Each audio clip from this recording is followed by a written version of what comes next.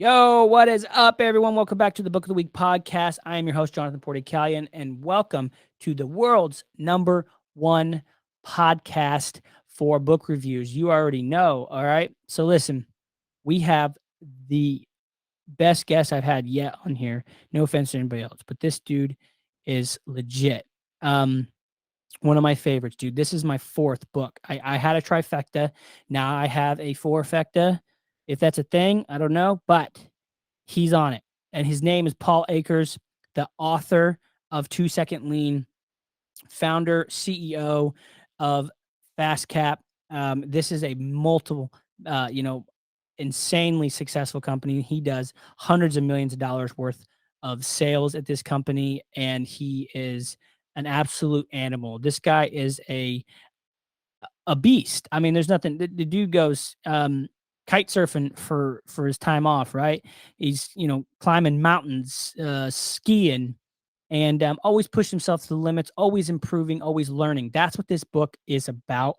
If you guys have your own company, personal life, this is the perfect episode for you because this is going to show you, all right, how to improve. Taking the lean concepts, the concepts that he got them from, which was Kaizen, which is from the Japanese, and he's made it better, right?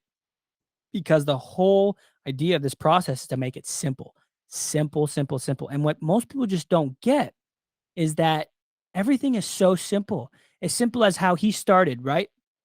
The product, it's part of the fast cap, but he calls it something else. And it's putting a cap on the screw in a cabinet that matches the wood around it. That's how his business started, right? And now it translated into, okay, the coffee cups have the sticker on top to hold the coffee from coming out. That's Paul. This is a guy who had as a D and C student, right? You want to talk about how worthless this education is to your success. This is a perfect example. This dude's worth millions of dollars. Not only is he worth millions of dollars, he's a successful in his relationships, his family. He has a beautiful family. He has an amazing relationship with his employees. He's doing good things in the world. He's doing things that matter. Okay. And that's part of it. Like it goes beyond making money at some point. And so you just have to read this book. That's the end of it. All right, read his book and listen to this podcast because this podcast will show you stuff that will simplify it more, I think, than the book actually. So, but anyway, without further ado, ladies and gentlemen, please welcome the one and only Paul Akers. Yes, sir. Well, first off, I want to start this podcast off by saying I really appreciate it through all the difficulty trying to get you on. No problem. It's been a real pleasure. Um, I read your book the first time. It was probably about 2 or 3 years ago, and once I was doing the podcast, getting people on and scheduling people, and I'm like, oh, dude, what if I could get Mr. Akers on the podcast? Would be absolutely insane because his book is just incredible. And here we Mm. are. So thank you so much for coming on. My pleasure. My pleasure, John. No problem. Awesome. So let's start, if you would, at the beginning, kind of get a little backstory of yourself and just growing up, and then kind of how you got started into the lean mindset. Yeah, no problem at all. So I was born and raised in San Diego. I was a very poor student. I tell people I'm a D and C student. Struggled through school. Taking tests was difficult. Academia was just not my forte. I went on to college, got a degree in education, taught industrial arts. Uh, Pretty successful doing that because I was good working with my hands and I love kids. I love working with people.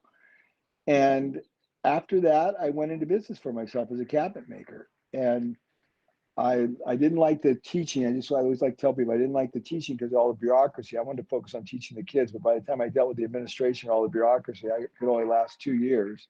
And from there, I transitioned into having my own business. I built guitars with Bob Taylor, Taylor Guitars, for a couple years, and Bob's a good friend of mine, and we talk all the time.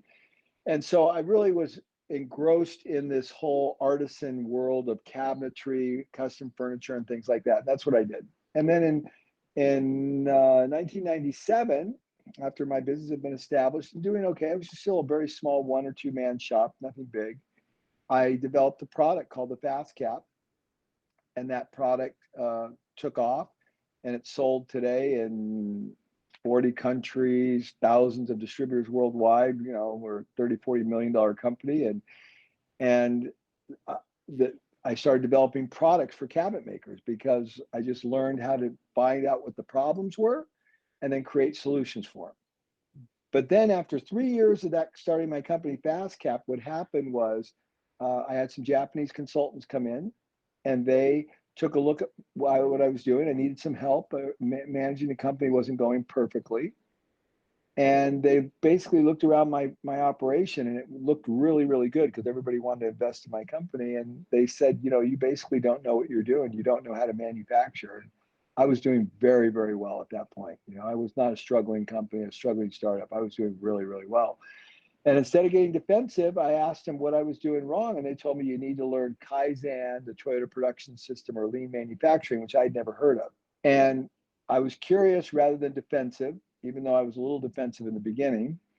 And they started taking processes in my company from that were taking me 45 minutes, and they did them in 5 minutes in 1 week. So 1 week of working in a department went from 45 minutes to 5 minutes.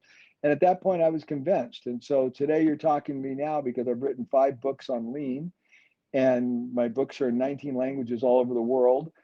And it's all because I was curious when these Japanese told me I didn't know what I was doing, and I learned the Toyota production system, and the rest is history. Yeah, that's incredible. I want to go back to Bob Taylor because I'm a huge Yeah. guitar guy. And so is my Mm-hmm. buddy I grew up with, man. This dude's very talented when it comes to playing guitars, and him and his dad, between the two, probably have like 50 guitars to collect them. And Taylor was like their favorite guitar. So They're the best. Yeah, they're amazing. how did you end up meeting Bob Taylor? Well, it's a great story, actually. So in high school, as I told you, I was not good in academia at all, but I was good working with my hands. So I had a woodshop teacher named Mr. Pruitt, and he was very inspiring for some of the things he built. And he was building a guitar, and I said, I want to build a guitar. So as a high school student, you don't normally build guitars. They're very, very difficult to build. And so I started building one. And as we had problems, he heard about this small little company called Taylor Guitars, or it used to be American Dream Music in Lemon Grove. And we went out there and asked him, you know, what do we do now? We're stuck with the neck. We don't know how to put the neck on. We don't know how to do this. How do we cut the fret slots or whatever it was? And Bob was very gracious to help us through some of the problems we were having. And then literally the day I graduated from high school, I went for an interview with Bob. I said, hey, is there any chance I could work here? And he looked at a jewelry box actually that I had built. And he said, if you can build this, you can build any guitar. And he hired me on the spot. So when I was 17 years old, that's when I went to work for Bob. Awesome. And you said in your book that you had your hands on the first 2,000 guitars he made. That's right. The first 2,000 guitars that came out of that plant, I was working with him building those. Awesome. Do you play guitar? Nonstop. I've got so many Taylor guitars, you can't believe it. Oh, that's awesome. That's awesome. So how did you get in contact with these Japanese guys and get that process started? Yeah, that's a very interesting story. No, nobody's actually ever asked me that specific question, but I was having problems managing inventory. And one of the guys who worked for me, one of the guys that I hired, who was kind of like a business manager for me at the company, he suggested I go to the local university, Western University, and talk to the business department and see if they might have some resources on how to manage inventory. Because my inventory management was very complex because I was importing from Europe and from China. I was importing from different sources. And I was a cabinet maker. I was it's a 1 and 2 man shop. And now I'm importing hundreds of thousands of dollars from all over the world of raw materials to produce my product. And I didn't know anything about this stuff. I didn't know about the supply chain issues and everything. So we thought we'd ask the local university, the business department, to help us. And they recommended a consultant. The guy's name was Tracy, that maybe he could come in and maybe sell some software or give us some advice. So the university referred us to another guy. And then that guy came in and looked around, and he said, well, you need to learn lean. And he referred us to the Japanese, these two young Japanese kids, John and Brad, and they came in. So it was a little circuitous the way it happened, but that's how they got to my place. Awesome, awesome. And you said that so these guys just trained under some people that were associated with Toyota, or They how were did that Toyota. thing That's start? right. That's exactly. They were hired guns from Toyota. They started a consulting company. They were Japanese, and then they would travel to the U.S. and these guys spoke perfect English and perfect Japanese. They were actually South African and Canadian, but they were missionary kids. So they were born in they lived in Japan. They were fluent in Japanese, so they were quite capable of translating to English for the Japanese consultants. And I think as they translated for them, they understood the content of what they were trying to convey. And they said, well, we'll strike out our own and we'll start our own little consulting company because we're certainly seeing the benefits of what people gain from learning this. And so they did it. And I believe I was their first customer that they came to. That's awesome. And you said that they charged you what, 10,000 for a week? 10,000 a week. It was very expensive. And how long were They they? they say that they say they did, and they're funny because they say, "Oh, we didn't charge that much," and they charge us exactly that much. I remember I had to practically twist my wife's arm to be able to come up with that kind of money. So that was insane. I mean, back then you could buy a beautiful car. That was in Yep. 2000. $10,000 was a lot of money, and here we were just shoveling it out for 1 week. You know, so it was a lot Yeah. of money. I think it's kind of interesting that these guys just charge you 10 grand for a week, and you were your first client. Like, they must have had a lot of confidence about them to, and very uh Well, I think if I would have hired their consultants, the ones that they work for, that probably would have cost me $40,000 a week. These guys are not cheap. right. But I mean, look at the result, right? It's been life changing, right? I mean, all the Well, books what you've I done. tell people, I never did it for money. I didn't do it because I wanted to make more money. That wasn't the issue. I just wanted my company to run better. That was the number one issue that I was trying to achieve. And but I do tell this story that after we've been doing lean for about 6 months, the improvements that were happening equated to a net profit of over $30,000 a month increase. That's incredible. Yeah, so those are pretty convincing numbers, wouldn't you say? Yeah, I mean, that's like, all right, well, there's my 10,000 back, right? Right. Yeah, pretty quickly. Yeah. But I never did. I always tell people, never do this for money. It's not about money. It's strictly about you know, operational excellence. The money is a byproduct. It's the only Yeah. reason you ever do it. Yeah.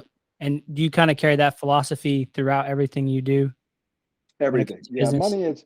money distorts things very badly. And we all got to make money. We all have to, buy bread and food and everything else and put gas in the car. So there's nothing wrong with money.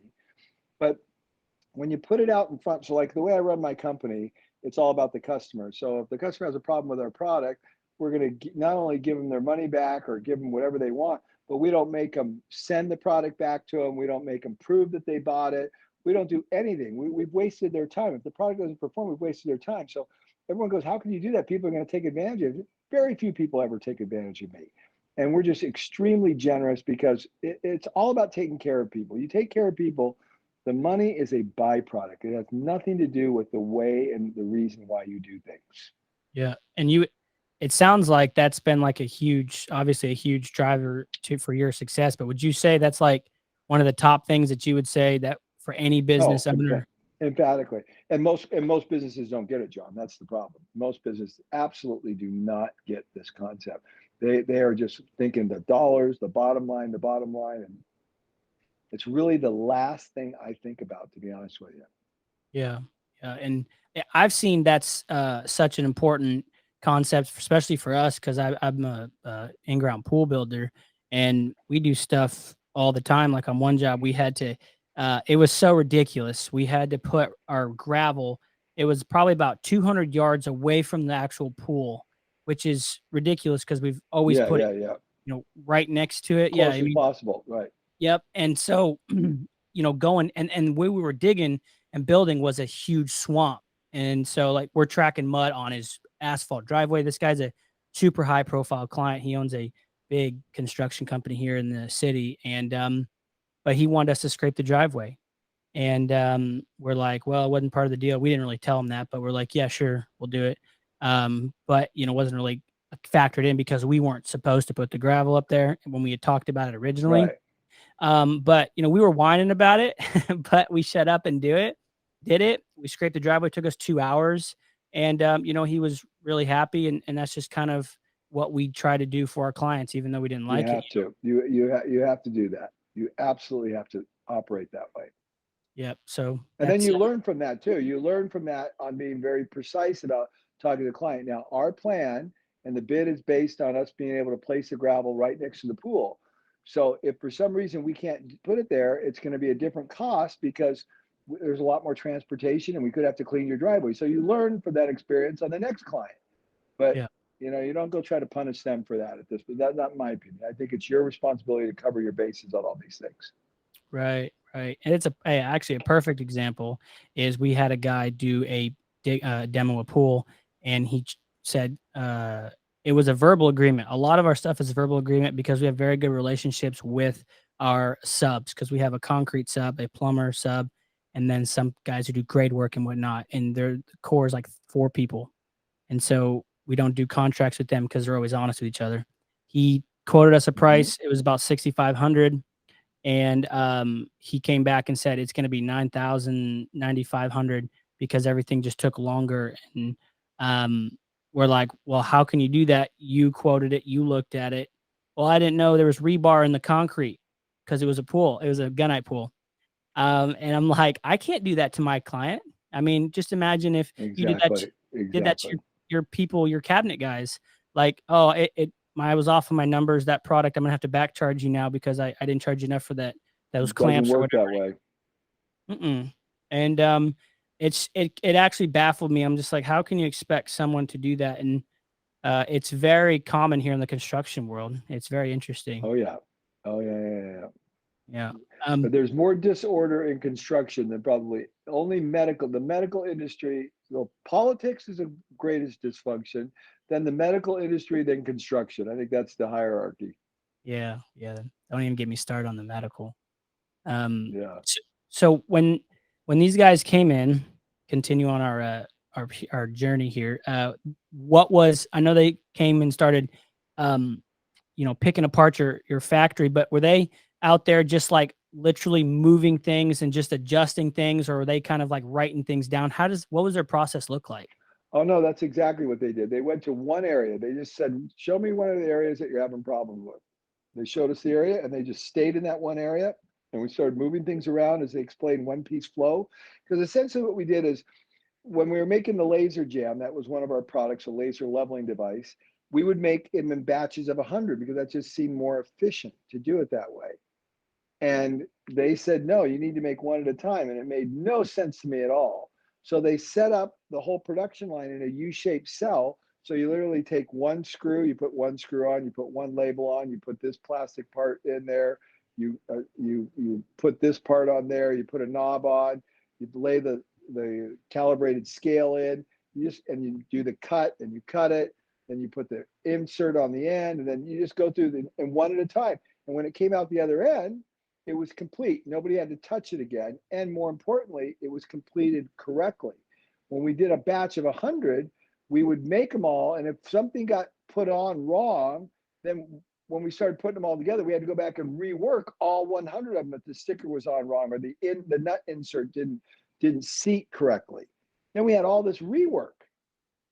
But then if you did one at a time and you made a mistake, then you realized where the problem was. So the next one was corrected. At the time, it made no sense to me. But then when they showed me, I was going, okay, this is way better. Way less burden on us. Yeah. And then if a customer called and said, I want to order 5 laser jams, we knew it was going to take us X amount of time to do it because we knew exactly how long it took to build a laser jam. Before it was like, oh, well, we have 7 of them in stock. How long does it really take? We have 100 of them in stock and they need 7 of them. So it was just a very convoluted way to do business the way we did it. And they streamlined the whole thing, and it was, I'm 100% convinced after 2 weeks of them being there. Yeah. Okay. So you had them there for 2 weeks. Yeah. Okay. Well, yeah, the 1 week they did laser jam, and the second week they did fastcap. Those were our 2 main production lines. So they worked in both production areas. Gotcha. Gotcha. Hey, out of curiosity, our coffee shop down the road has the same little wooden, look like wooden plugs that go on the top of the spill out where you drink the coffee. Is that your Right? product? Probably if it's a cruising cap, what does it look like exactly? It's a little circle, half this, almost the Yeah. size of a dime, not quite, Yep. and it feels like it's wood, and it sticks right on the top, and it have their logo on it, Coffee Yeah. Crossing. Yeah, it's ours. Yeah, That's exactly. awesome. I couldn't believe it. I was like, "Dude, I think he made this." I was talking to him. I Yeah, told yeah, my yeah. brother, It's a huge product for us. and It's actually an incredible story how that product came to be. let's hear Was it. I had made coffees for my friends at our company. We had an espresso machine. I made 4 mochas, put them on the console of my car. When I sat down in the car, they spilled out that little sip hole. I went back into fastcap and I go, how do I keep that stuff from sloshing out of there? I saw these thousands of caps that I'd made. I took a fast cap and stuck it over the top of it, a plastic round disc, white. Drove to the. I was going to the marina. I was going out on their boat with them. Never spilled anything. I go, that's a great idea. And the people that I was on the boat with, I told them about it, and they thought it was a terrible idea. And Yeah. that we make billions of those. Oh, man. Yeah, joke's on them. They're everywhere. They're at almost Yeah, every coffee yeah, shop around here. yeah. Hmm. E except hey, the funny thing actually, um, a lot of these bigger companies, wanna push toward being, more energy efficient and green and whatever, and a lot of it's good stuff, but Right, right, right, right, right. Starbucks doesn't even use them, and they still use the plastic ones. Wonder what's Right. shifting that. The plastic ones that go in there, right? Mhm. Yeah, and Yeah. y Well, yours sticks I'll just perfect. tell you, that's changing. That's all I can say. Oh, that's awesome. Oh, that's so cool. Um, well, hey, you heard it here first. So one thing that, really stuck out to me amongst a bunch of it is how things are so simple, and Hmm. everybody that's like the thing, status quo, I guess you could say, of people's minds is just overcomplicating. And, Oh, so simple as you figuring out, okay, I want to cover that screw in a cabinet. And so I want to make something that matches the wood, right? That's how a fast cap got started, right? Correct? hmm, And exactly. so solving that simple problem transfers into selling billions of Cruising these caps, right? cruising caps. Exactly. Yep. And then it goes over to The, the, coffee and it's everything and else. this is the essence of lean, and this is the essence of what I'm teaching is that all we're trying to do is turn everybody into the organization into a problem solver Mhm. to fix what bugs them right in front of them. They're coming against friction every day in what they do, whether it be how you set up this conference here, right? We had problems with one platform over another. So now that we know that that happened, what do we do to make sure we have a consistent result next time? So you become a problem solver, not sweeping it under the rug saying, hey, that's just the way it is, but you say, how are we going to make sure this goes smoothly? So everybody becomes a problem solver in the organization. And when you do that incrementally, the organization just gets better and better and better. And that's all we're trying to do. And it's also the greatest platform for innovation. This is how you develop products successfully is when you solve problems. Yep. That's all we're doing. Yep. That's exactly what anybody who that's exactly what Elon Musk says, for instance. I mean, he says, you want to make Hmm. billions of dollars, solve a problem in the world. Exactly. He's not doing anything like out of the ordinary, right? He's just doing it better. Doing the rockets better, doing the electric cars better, Yeah, yeah, yeah, yeah, yeah, yeah, yeah. Pretty So amazing. He's an amazing guy. You watched a great interview with him last night on Twitter. oh, I didn't see it. Yeah, he's pretty amazing what he's doing. Hopefully he buys Twitter, actually. That'd be cool. Yeah, I think there's a possibility. It's interesting that when I watched that, it's really the board would not be doing a the proper fiduciary responsibility to the shareholders because there is no better offer. I mean, he gave them an amazing offer, and the truth of the matter is, as soon as the value of the stock's going to go to the ceiling if he acquires it. So the shareholders are going to win. And if the board rejects the offer, that's really not a very good thing. Yeah. Doesn't And look very good. and I don't know if he says he says a couple things, but he could always dump his stock and it could really hurt him. Oh, I know, and that's the whole thing too. Is I mean, they're going to win big time if they let him buy the whole thing out, but they don't want him to because they don't want the they don't want his free speech platform that he wants to create. Yep. And yet they're gonna die if he walks away. He's so crafty, man. I love that guy. He knew he was doing this the entire time.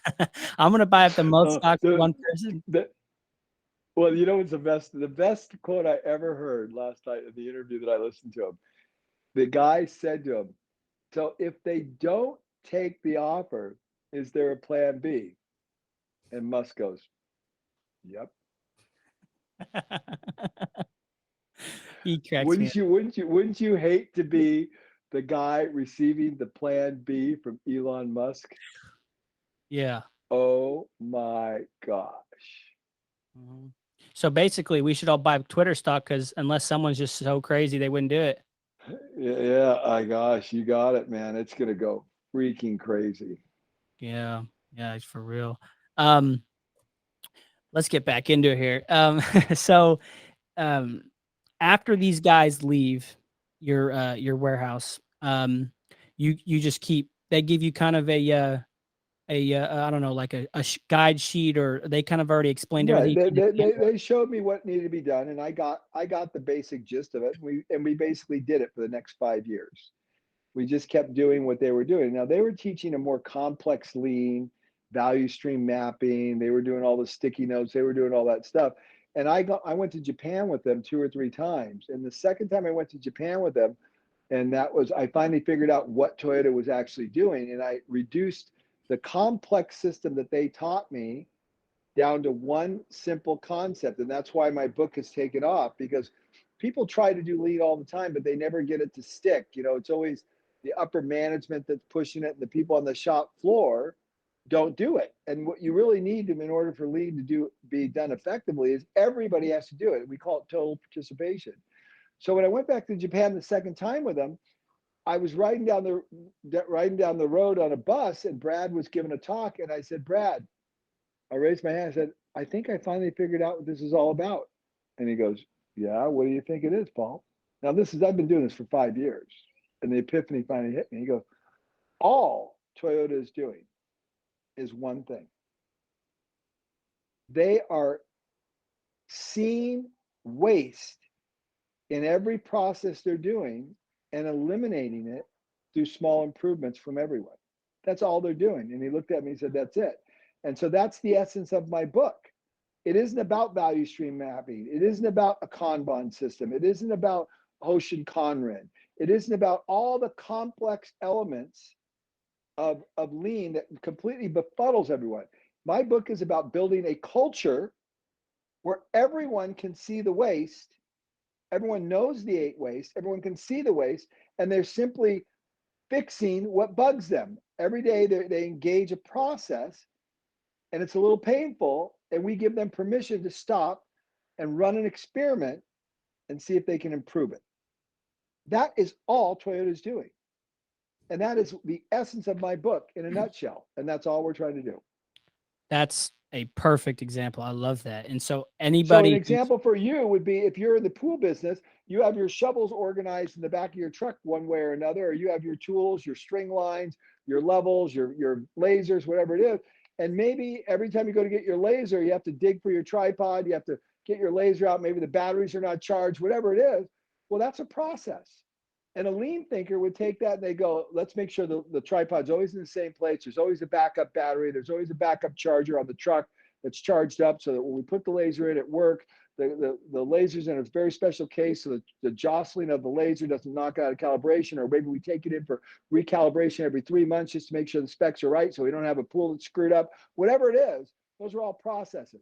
So as a pool builder, you would take those processes and you would say every one of those needs to be refined to the point where they are absolutely near perfect when you perform them. yes, I love it. I love it. And coincidentally enough, the over the winter we had some slow days, and I went and spent I don't know, $1,000 worth of Milwaukee boxes. Actually, more than that. Mm-hmm. Right. Probably about $2,000. I had about 6 stackables, and then I got 2 of the big ones, the new ones that came out with. Right. And now one is just for Milwaukee battery tools because I have Bosch and Milwaukee, and one's Right. just for Bosch, and that holds blades, batteries, everything. And then I got drawers for everything, battery chargers, like six section battery chargers, I guess. So Right. I charge multiple, and that has saved me I know. hundreds of hours a year. I'm not even And kidding. that's a process. And you improve the process. And so that's all you're trying to do, whether you're a pool builder, whether you're a doctor, or whether or not you're a cabinet maker like me, or whether or not you're making donuts. We're just trying to Mhm. take away the friction, the pain points, the things that bug you by giving people permission to fix them and run an experiment and fail. So everything you did on those tool organizations, it didn't work perfectly. Some of it you did, you had to redo it 2 or 3 times before you got it right. Correct? Yep. Yep. I'm still And working that's it out. okay. That's okay. That's okay. But the point is you need to stop and start solving those problems instead of just keep tolerating them.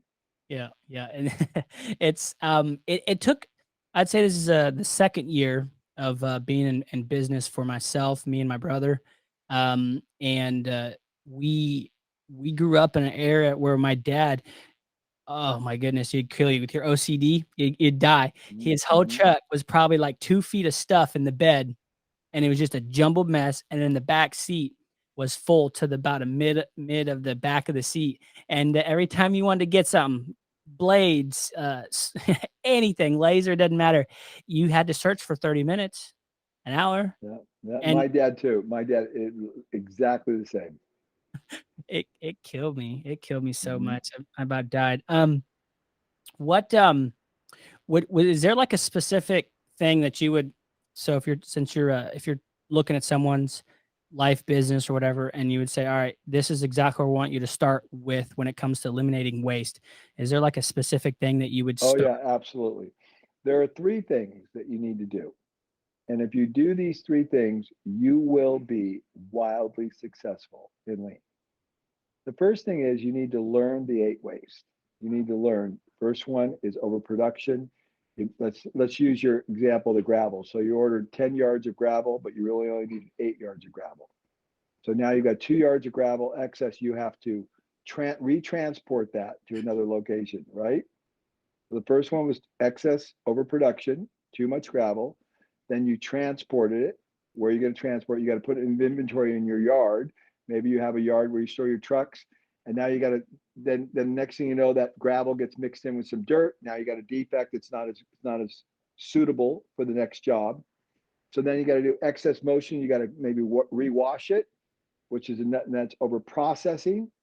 And now, meanwhile, you're doing that, you can't do your job because the customer's waiting because you've got your people, cleaning up the gravel that's in the yard because you overproduced. Now you got to rewash it, reclean it, and you're wasting your potential as a human being because you're doing stupid work like washing your gravel instead of solving the next real complex problem or doing an estimate or doing whatever it is, adding value for the customer. So those eight wastes are occurring everywhere in everyone's life in everything they do, whether you're a dentist, whether you're a donut maker, whether you're a police officer, whether you're a doctor, whether you're a podcast person, those eight wastes are existing. So the first thing you need to do is learn the eight wastes. And then you need to simply start every morning before you do anything, you need to 3S. We call it sweeping, sorting, standardize. You need to clean your office. I need to clean my bedroom. I need to clean the kitchen. We need to get things in order in our work area, wherever we're doing. We need to spend 10, 15 minutes just sweeping, sorting, standardizing. Get rid of all the crap that's in your drawers that you never use and that you're constantly going through looking for the pencil because you got 10,000 pens that you don't like to use. You know what I mean? You got to sort through all that crap. So every day you have a 3Sing period for 10, 15 minutes. Then ideally, you want to meet as a team, your organization, talk about your problems, what you're going to do for the day, what improvements have been made, share information, work as a team, and then make quick little videos of your improvements. So if you change the way you organize or route your microphone wires or the way you organize your books in the back there, make quick little videos of the before and after. And I say share them with your team, share them with the world, inspire people, and that will supercharge what's going on in your organization. So simply learn the eight ways, 3S every day, meet as a team, and make some videos. And when you do those things, that's all you need to do. Fix what bugs you.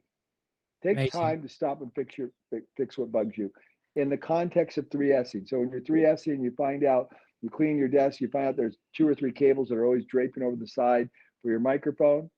Take some time, put some tie wrap on it. You're not sure on which way is the switch to turn the microphone on. You label it with a green or red sticker. So green, if it's on that side, it's on. Red, it's off. Whatever the process is, you make small improvements and your life just starts to get better and better and better. That's awesome. What I know, because I was watching some of your videos. I watch a lot of your videos, especially with the upflip. I watched a bunch of those. Right. I love that series. And the impact it's having on your employees' life by adapting this mindset of lean. Mm-hmm. Um, Mm-hmm.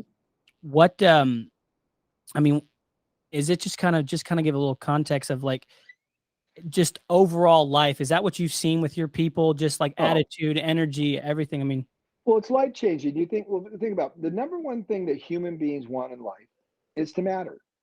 yeah, You want to matter. You want to matter that you're taking the time to do this podcast to help people. If people tell you, hey, John, your podcast is awesome, you matter, right? So, yes, in a work context, in an environment like myself, where I have 50 employees, and people come to work and they're not just told go over there and put in those screws for 8 hours a day, but actually solve the problem and make the way you put in those screws better. And then we celebrate that and we say, hey, Bob, Martha, Mary, that was brilliant, great idea. They matter. So when you create an environment where people's ideas matter and their opinions matter, there's no higher calling in the world. yep. That's it.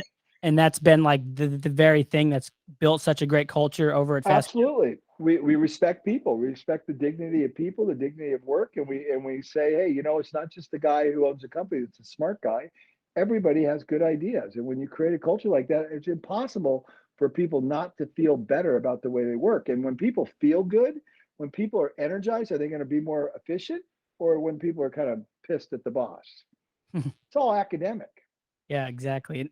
And I got done talking with the lady on she wrote a book called Chocolate Drop in Corporate America, and her job, or she quit just because of everything, but and she was telling me about the teamwork aspect of it. They had like a rating program where they rated each employee, like each of their peers and whatnot, and how they felt they did or this, that, and the other. And there was like very, very little teamwork aspect to it. And she said because of it, there was so much animosity between everybody. They didn't get stuff done as efficient, and it was killer. And so, I mean, how important is teamwork? Oh Right? gosh, it's everything. I mean, it makes work 4 or 5 times easier when people are helping. One of the very first things that new people say when they come to work at our company is, everybody helps you. Everybody knows your names. Everybody's there to help you. Where in a lot of jobs, it's just like, that's your problem. They don't even care. It's absolutely the opposite. Yeah, that's awesome. That's awesome. And when when going from when all your employees go from different product to product, have you found that it's better or worse as far as they're learning new skills and everything may be different a little bit here and there? Instead of like for me, I used to do flip houses, do some real estate, and I was doing pools. And what I found, I mean, I know it's a different thing, but what I Mhm, found is I have to carry different tools in my trailer, different materials, things, the processes weren't there. And so it's very mhm. confusing.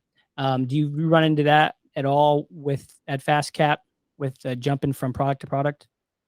Well, no, because the processes are so clear. So Okay. when you walk into, we have 800 products. When you walk in to build any product at FastCap, there is a clear visual control of exactly what the product looks like that you're building and the precise steps that you need to take.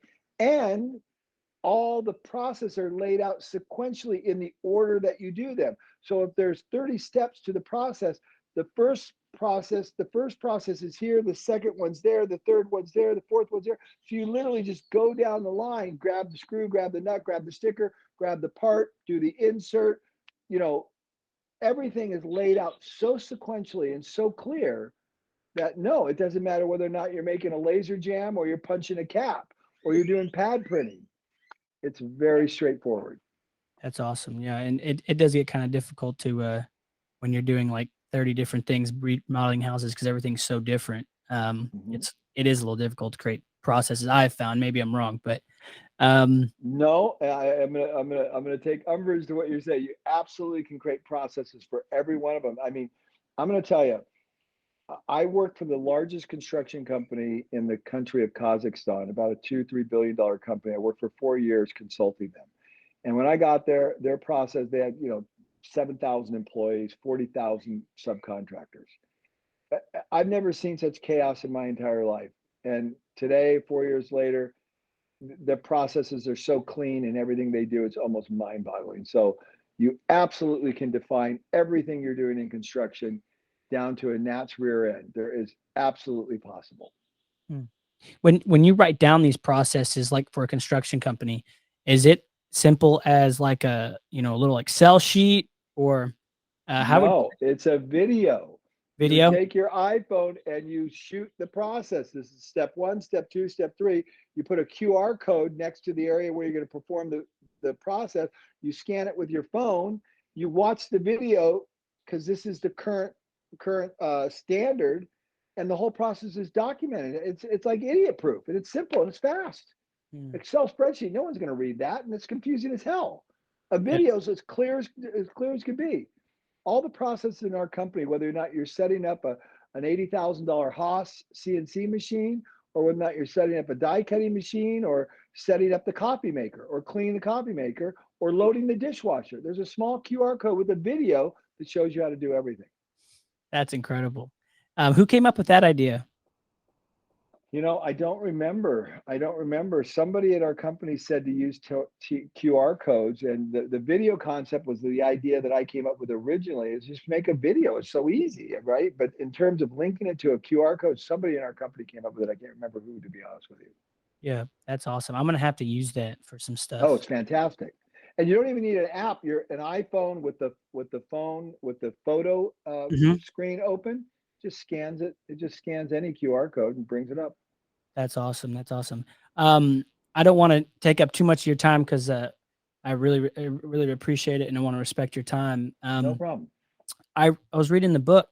Did you read one book a week? Do you still do that? Oh, absolutely, all the time. I'm reading one called The Dying Citizen right now by Victor David Hanson. Okay, The Dying Citizen.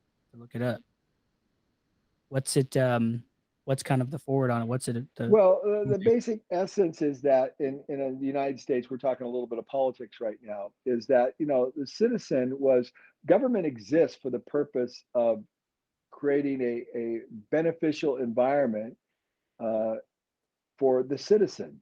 Mhm. And government has become so disconnected from the citizen Yep. that the citizen is irrelevant anymore. The citizen is dying. The relevance of of of of individuals having sovereignty over their life, or the government telling them what to do, it's the citizens becoming irrelevant. Yep. Yep. It's That we. makes sense.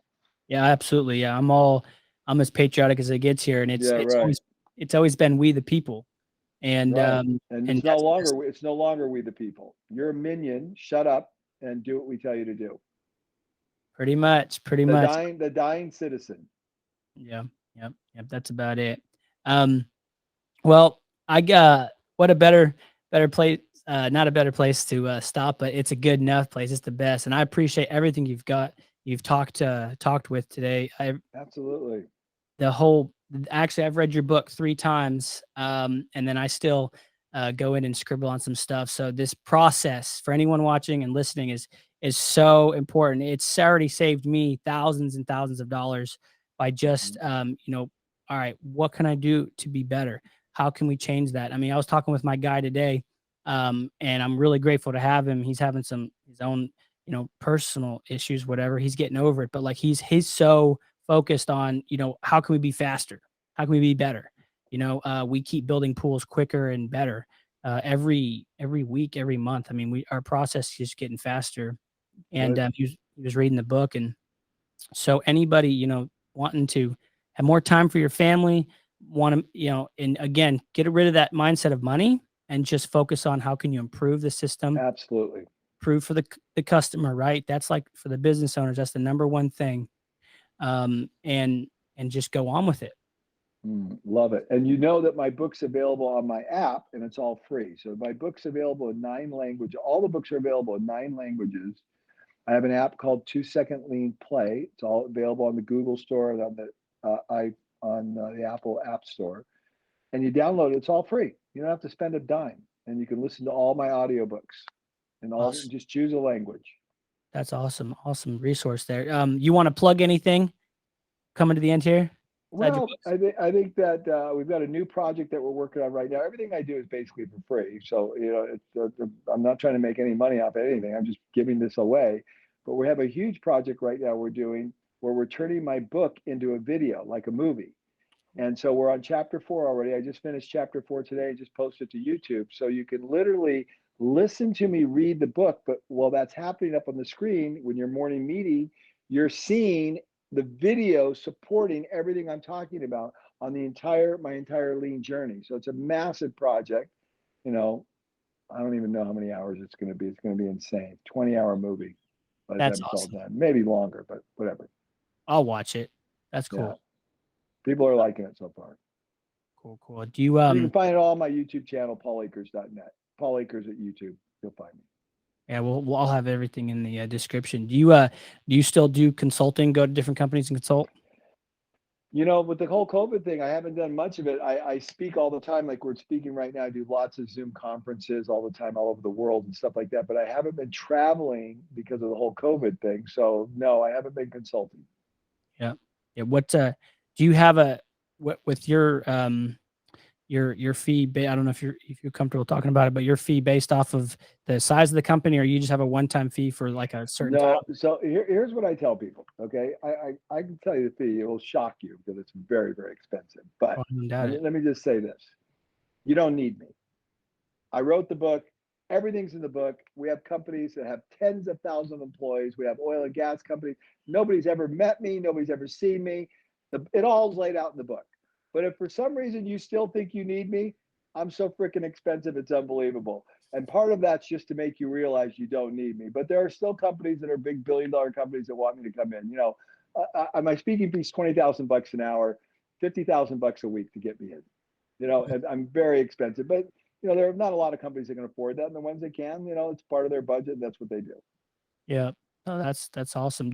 When you were doing consulting and speaking, were you out pretty regular 20, 30 times a year? Or is it did you kind of keep it limited because Yeah, you're in your own company? well, yeah, a lot. Yeah, I would say probably, let me just think about, I would say it was about 8 to 10 weeks a year, right around there. Right Solid around there. weeks in a row or just spread out? Oh no, it's spread out, usually 1 to 2 weeks in a section. Okay. Yeah. Right on. That's awesome. But you don't need me. Read the book, it's all free. You don't need Paul. We don't You need him. don't need me. You don't need me at all. In some ways, it's a waste of money because the consultants are a crutch. As Yeah. far as I'm concerned, they're a crutch. The only way you're going to learn is by getting in there and roll up your hands and getting your hands dirty. What do you think about coaches, business coaches? Well, my philosophy is different about that. So I network people together around the world. So I have all these chats going and all over the world of people, lean thinkers, and they all coach and help and support one another and encourage, inspire one another. So, I have a group chat with 30 or 40 companies from around the world on it, and they're sharing their different ideas and they're kind of coaching each other. But it's not a formal coaching, it's a formal inspiration group. These are peers that want to learn together and believe. I'll tell you, let me explain this to you this way. One time someone said to me, "You know what 2 Second Lean is all about?" And I said, "No, Greg, what's it all about?" It's the spirit of generosity. That's it. These are people that are networked together because they want to help and inspire other people, not because they want to get a coaching fee, not because they want to be the smarter guy. It's a spirit of generosity, people just helping one another build better organizations. That's all we're doing. Yeah. And no better example than you yourself. I mean, you were so gracious to come on here, and the access I was able to get a hold of you. I was shocked. I was Yeah. like, man, I can't believe I can't believe it. That's the way we all operate because none of us are better than anyone else. We're all just here to help one another. It's a beautiful way to live a life, and it's the best life in the world. Yeah, no, I really appreciate it because it's amazing, and I think it's so cool. What do I have to do to be able to come up and see the Fast Cap Legend Fast Cap company? Do you have like a list a Yeah, mile long? yeah. It's a pretty tough list. Well, first of all, you have to. Everyone in the company has to read the book. The president of the company uh, has to be part of the tour. Absolutely. You have to make 100 YouTube videos posted publicly so people could see your good work, spirit of generosity, giving back. A daily morning meeting. You need to be having a daily morning meeting, daily improvements. You know, and just doing the formula that I laid out for you. You know, daily 3Sing, daily morning meeting, making videos, helping other companies. When you get to that level, it's possible. Okay, so you want me to post all of them on YouTube? Yeah, I want because we want you to. That's all I did. I just shared with other people what I was doing. We want other people to be helped and inspired by your work with no strings attached. Okay, yeah, That makes sense. yeah, it does. That's an awesome initiation, actually. That's Hmm. super cool. Hmm. Well, yeah, are you surprised by, or not surprised, but by how many people actually won't do that? They say they want to come meet you or see you or whatever. I mean, people, because that's kind of it's not that hard. I mean, it's kind of hard to Well, do. there's so many people, hundreds and hundreds, if not thousands, of companies that come. So, yeah, there's quite a few people that can't meet that because they have all kinds of excuses. But there's so many people that did meet that, and those are the people we're there for. We don't worry about the people that don't want to make the excuses. We only want to be supportive of the people that want to make it happen. Awesome, awesome. Well, to wrap this bad boy up, I always ask my authors one thing before the and at the end, and that is if you could pick one, what's your favorite book? Might be tough. No, well, there's a lot of good ones. There is. You know, uh, the book that really changed me, the first book that really changed me, my thinking, was Good to Great by Jim Collins. Oh, Yeah, if you haven't read yes, that, it's an amazing book, I and love there's it. many lean principles in there. There you go. Yeah, there's many. I was walking through the airport in Atlanta. Where do you live, John? I don't even know. Southern Indiana, right across the Okay, good. bridge from Louisville, Right. Kentucky. Okay, good. So yeah, I was walking to the airport in Atlanta, and the book was out on in a bookstore. It was laying out, and I picked it up. And that book, when I read that, I go, wow! And it literally was not 3 months later that those Japanese consultants walked in. So I read about the excellence of these 11 companies in Good to Great, or 13. I can't remember exactly how many, and then put that together in conjunction with what I learned from the Japanese, and I realized there was a powerful formula for developing an amazing organization. Yeah, absolutely. Actually, it's so awesome that you mentioned that because my right now my top 4 books is it's like I had a trifecta and now it's 4 because your book is on there now, but and not just because you're on my podcast, but because it's amazing. Is I've got, 2 Second Lean, Good to Great by Jim Collins, the Hmm. 10X Rule Yeah. by Grant Cardone, and then the One Thing by Gary Keller and I think Jay Papasan. Excellent. Excellent. That's anybody wanting to thrive in business and life in general. You read Those those are books, killer books. Yeah. you read them 3 or 4 times, and there's nothing you can't accomplish. I mean that Absolutely nothing. And especially how lucky we are to be born in America, where we have such amazing opportunities compared to most people. So yeah, there are no excuses at all. none whatsoever. And it's been the very key. Like this podcast is the one of the biggest reasons I do it is because it keeps me accountable to reading, and Hmm. that reading has been the center point of my success in. Absolutely. Yep. And so, Readers are leaders. That's all there is to it. yep. And my dad actually said that for so long, and I never got that concept until I was about 17, and I watched a YouTube ad from Ty Lopez. I don't know if you knew who that is, but Mm-mm-mm. he's a big internet guy, influencer, but he started out farming, selling farm property, and then he got into the e-com space, and now he bought Pier One, imports Radio Shack. He Right, has right. he's a big big dude now. And one thing he said was, "You want any of this?" He had an 18,000 square foot home in Beverly Hills, and he was touring it. And he's like, you know, the basis of the videos was knowledge. The reason I have this is Oh, because I knowledge. applied Oh, myself, no doubt. No doubt. and through mentors, if you can get them live mentors, or using or applying the books, that because that's their life experience anyway, right? Like you said, yours in the book. You don't They don't need you because laid it all out right there, using those books to guide you through whatever you're doing, Hmm. and you can have it. And so that stuck with me because I was in a spot where I'm like, I don't know what I want to do, what I was in my head, I was like, I don't even know, see myself working past with my dad doing like these crummy, remodels. And so, Right. it, kind of got me down. But once I seen that ad, that's where it started. And now I've got about a little over 110 books under my belt, um, Wow. which is a big deal for me. Good Um, for you. but yeah, that's kind of been it. So, that's the basis of the show. So, um, Awesome. with that, I appreciate it. I wish I was where you are. I want to go to Cabo. Yeah, it's nice. I just got out of the water. Just got done kite surfing today. Oh, sweet. I've never surfed, and I'm going in Florida, to Cocoa Beach. I don't know if it'll be any good, but Yeah. I'm going to surf for the first time in September. So Oh, it's a great sport. yeah, I've snowboarded for a long time, so hopefully I can Oh, pick it good. up. Yeah, you shouldn't have a problem. Yep. Which actually reminds me that you do a lot of skiing, which is super cool. Not anymore. Not No, anymore because I gave up basically everything because kite surfing is the most difficult, incredible sport in the world, and that's what I do all the time now. I'm a no. big time kite surfer. On to the next challenge, I guess. Yeah, it's the most difficult challenge ever. I mean, there's nothing more difficult than kite surfing. It's crazy.